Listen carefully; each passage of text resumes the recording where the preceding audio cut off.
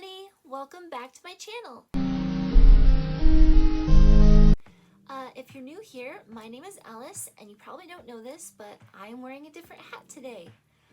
One of you mentioned Pikachu in a comment on one of my videos, and I suddenly remembered I had this hat, so I pulled it out and thought, you know what, let's mix it up today. I'll wear a different hat in this video. And yeah, by the way, thank you for taking the time to comment on my videos and leave helpful suggestions. That really means a lot to me, and I do read all of them. Even if I don't respond sometimes, I do read them, so thank you so much. I really appreciate it. So today we are going to be doing another coffee review, and it's not going to be Starbucks this time. We are going to be doing a very well-known household name coffee that even if you don't drink coffee, you probably have heard the name before. And I am of course talking about Folgers coffee. I have to put in a little bit of a disclaimer here. My family drank Folgers when I was growing up, and so when I started drinking coffee, I think I drank both Folgers and Maxwell's House coffee. My dad didn't like to spend a lot on coffee, so this is generally the brand he would buy as sort of like a, hey, let's, splurge this week.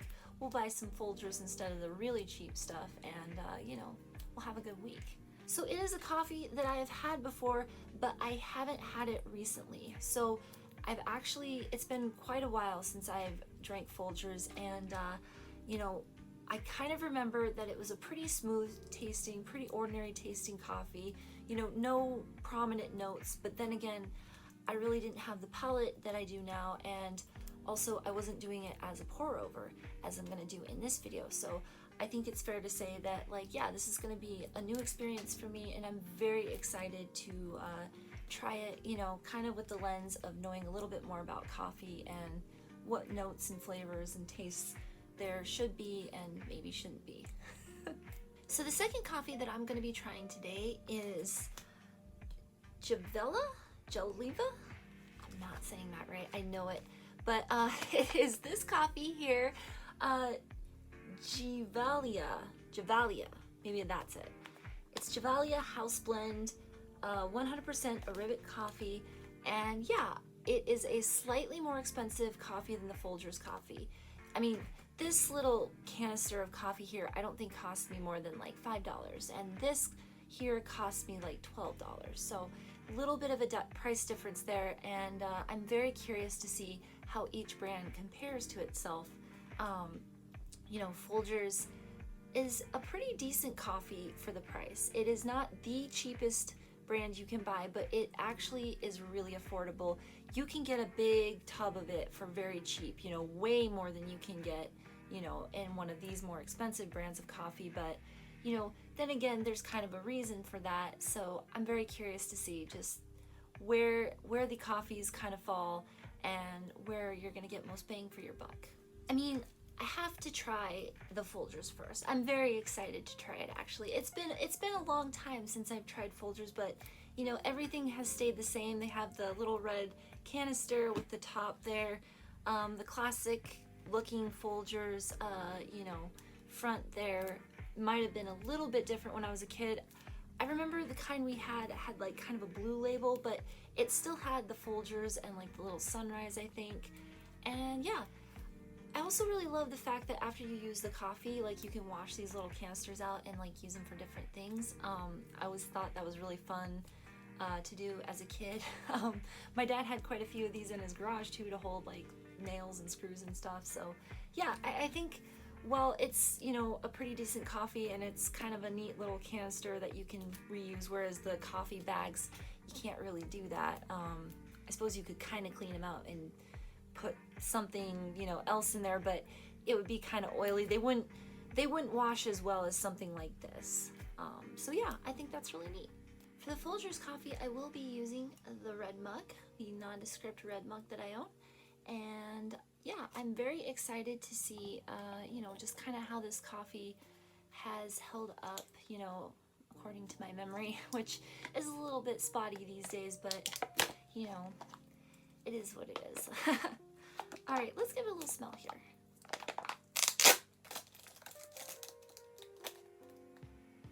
Okay. Yeah, okay. Yeah, it's just, it's bringing back so many memories. Very nostalgic smell for me. It's kind of a light coffee scent, a tiny bit acidic. It has like, I don't know how else to describe it. It has like this Folgers scent. If you've ever smelled Folgers coffee, you know exactly what I'm talking about. It just hits you when you smell it. It's like this kind of, I don't even know what it is. It's not a bad smell at all. It's actually really good. It's like coffee, but something else with it. Like almost kind of a cedary scent. Yeah, it's definitely something kind of unique. You don't really find that typically with cheaper brands of coffee, so I'm very excited to give this a try. Let's get to pouring. Okay, just letting that brew a little bit longer.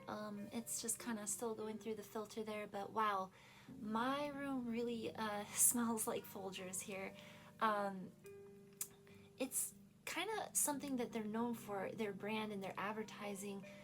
You know, they always show commercials where people are waking up to the smell of Folgers coffee, and they are absolutely right that there is something very distinctive about the smell of Folgers. It really kind of like, sort of, it does bring about, for me anyway, that nostalgia, because my parents used to drink it, and I eventually started drinking it too when I was younger. And yeah, it's really kind of, it's getting me a little bit, you know, in the feels. So that's interesting. I'm very curious to see how this coffee actually tastes, you know, going through like the pour over method, where you really kind of dilute the coffee to get all the notes and flavors, to just sort of taste everything, you know. And that isn't to say that like if there's a strong note in the coffee that you couldn't like tone it down by just using a regular brewer, because that's what most people do. But I really enjoy kind of finding out all those hidden, you know, flavors inside the brew, and I'm very excited to see what's hidden in Folgers. So, yep, just that coffee acidic cedar scent. That's the way that I can describe it. It's very, it's a very good scent. It's not bad. There might just be something else too, like a slight earthiness to it, you know, that's kind of hidden under everything else, but overall, a really good smell. I like the smell of Folgers coffee, I'm just gonna say it. Okay, let's give it a little sip here.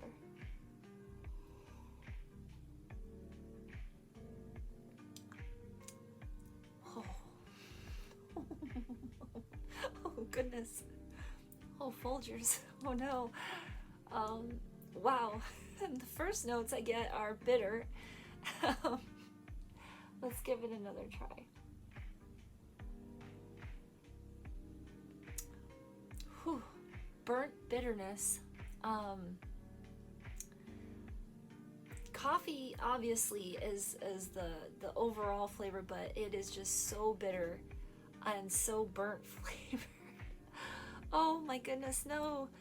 You let me down, Folgers. I thought for a minute you were gonna be kind of like a really decently smooth tasting and, you know, good coffee, kind of like you were back in my memory, but that was before I knew what good coffee tasted like, apparently. Nothing against Folgers. Again, this is like a pour over method, so I'm getting all the strong flavors. This would be way toned down if I used just a regular coffee brewer, which I do on a regular basis. So I'm absolutely probably gonna finish this coffee, and finish the rest of the Folgers coffee too in my brewer, you know, because I just love coffee, and even a coffee that's not quite, you know, to my liking, it's still, you know, pretty good. But oh my goodness.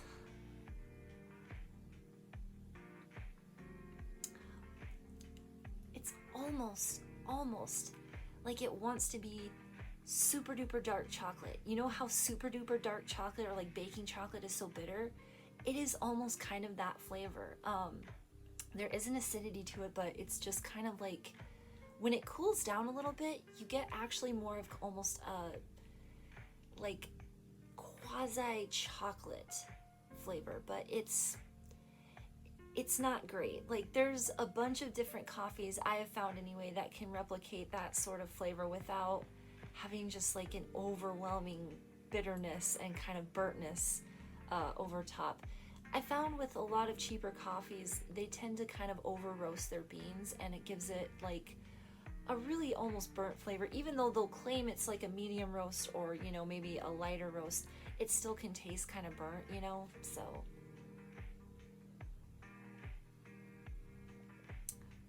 yeah, almost like a dark chocolate, with the exceptional bitterness. Oh shoot, I was hoping this would be better than it was. If I was to rate this coffee, I would have to be fair, maybe give it a 6 out of 10. I think the smell is great. I think waking up to Folgers smell, the coffee smell, it's really good. But the taste of it is just, it's not something that I would buy on a regular basis. Oh man, that was too bad. I really wanted Folgers to be something way more than it was, but unfortunately, I don't know. Time kind of clouds your perception, and maybe what I was really kind of hoping for was to bring back, you know, some of those happy memories from the past. But anyway, let's move on to our second coffee, which is, and I've already forgotten how I pronounced it before, Gevalia? Something like that. I don't know how to pronounce this coffee, but I think it is a really neat looking bag. These bags kind of stand out in the grocery store. It's just kind of a simple looking design with a little bit of, you know, pattern at the top.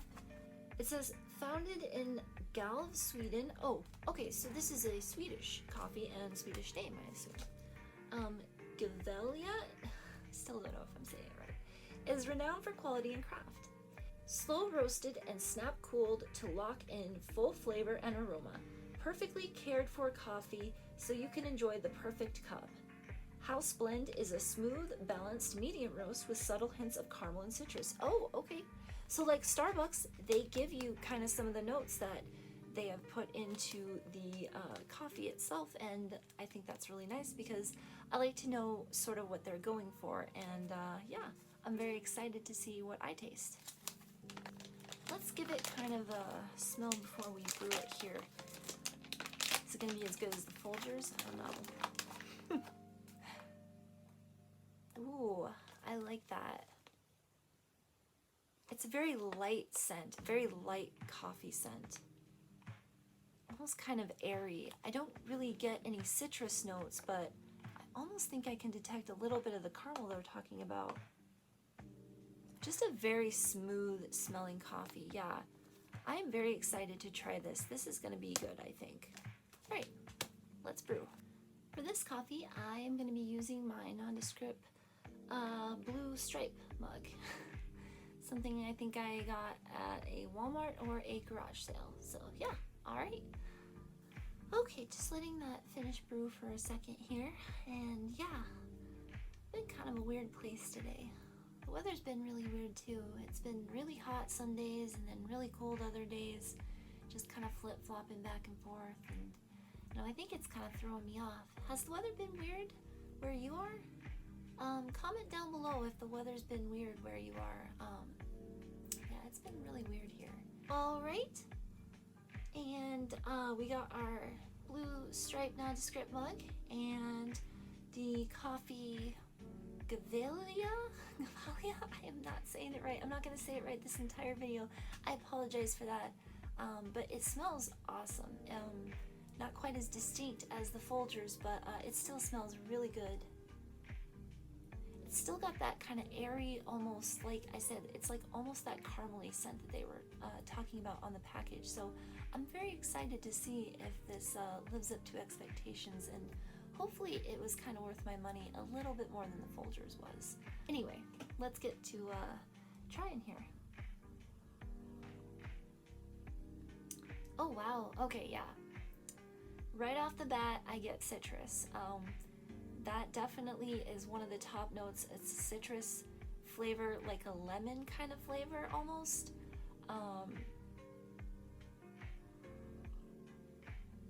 So it's definitely got the acidity. But yeah, underneath that is a really kind of smooth flavor. Like they said, it kind of tastes a little bit caramely, but also a little bit earthy to me. I don't know, it's a little bit different.